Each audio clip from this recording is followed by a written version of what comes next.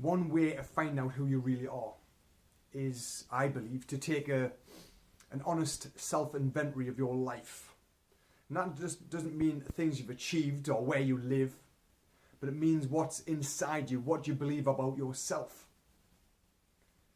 Now, someone said something to me last week, a friend of mine, which really got on my tits. It really stung. I didn't like it, but I always believe when something is said to you, and it was said with love, it wasn't said in any malice, that we get the opportunity to look inside why that pisses you off. Why does that sting? Why is it giving you some kind of reaction, emotion? And so that's what I did. I looked inside myself. Why does this bother me so much?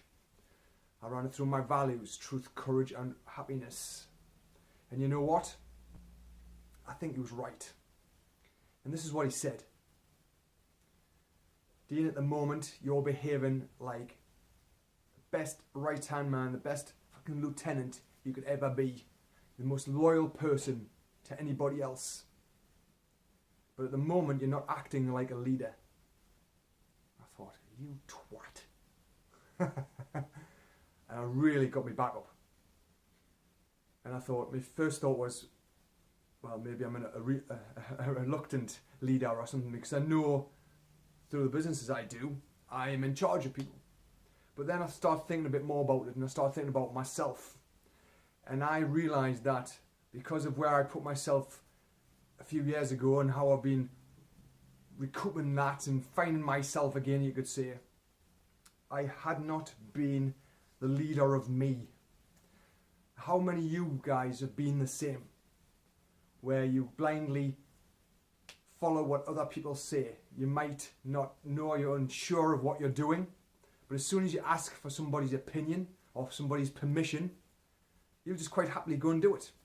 I've done that countless times in IT. When I had my IT business, I've done it in the fitness business. I wanted to be successful very quickly, so I started asking questions without action. And then I got to a point where I almost became needy of people telling me what to do. And that's when I realised. When he said that last week, I thought, well, I know that, but I'm getting out of it. But when I started reflecting and going introspective and thinking about me and thinking about, okay, is this true? I thought maybe, just maybe, I'm not quite there yet. Maybe I just hang back on the things I want to do. In some ways, I am still just behaving in a way where someone said, oh, I should be doing it this way, not that way. So I'm listening to them. But deep down, I know that's not what I want. And of course, that creates some kind of sacrifice. Then leads into resentment, because I'm resenting the fact I'm doing one thing, not quite how I want to do it, or I want to do this. And so it pisses me off. So how many times in your life are you doing something that you don't really want to do and you'd love to do this, but people are telling you to do that? And so you keep listening to them because we're programmed that way. We're programmed and conditioned from an early age to do what our parents say.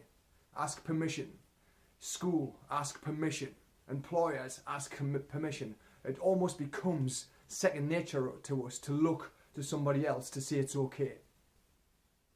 But I challenge you to think that you can do that on your own. You don't have to have anyone's permission to do anything in your life.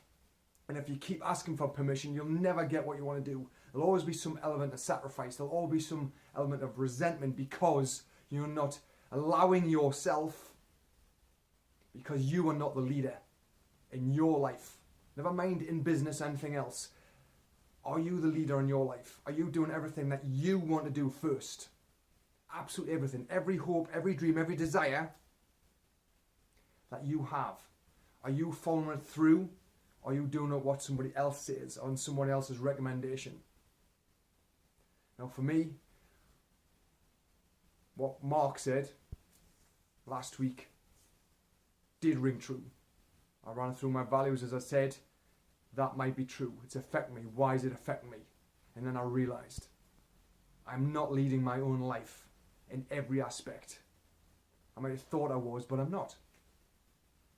So that realization reminds me that I'm still doing things that I am sacrificing and I'm being resentful of. I'm in control of my own destiny, just like you're in control of yours.